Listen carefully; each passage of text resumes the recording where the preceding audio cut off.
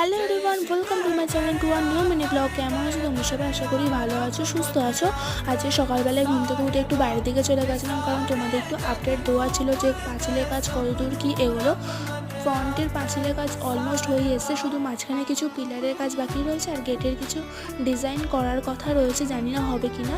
তো ওইগুলোর কাজ বাকি রয়েছে, আর ঘরের পিছনের পাঁচিলের কাজটা এখনও বাকি রয়েছে। তো সেগুলো এখন আস্তে আস্তে হবে। আর আজকে যেহেতু পৌষ সংক্রান্তি, সবার বাড়িতে বাড়িতেই পিঠে পুলি হবে, আমাদের বাড়িতেও পিঠে পুলি হচ্ছে। তো আজকে সকালবেলায় মা এখানে বিউলির ডালের রসবড়া বানিয়েছিল, আর দুপুরের দিকে হয়েছিল পাটিসাপটা। আর যে পাটিসাপটা ভিতরে স্টাফিংটা একটু অন্য রকমের ছিল, নারকেল আর খোয়া ক্ষীরের একসাথে স্টাফিং ছিল, বেশ ভালো লাগলো। তোমরা একবার বাড়িতে অবশ্যই ট্রাই করে দেখো, নারকেল আর খোয়া ক্ষীরের স্টাফিং দিয়ে বেশ টেস্টি লাগে খেতে।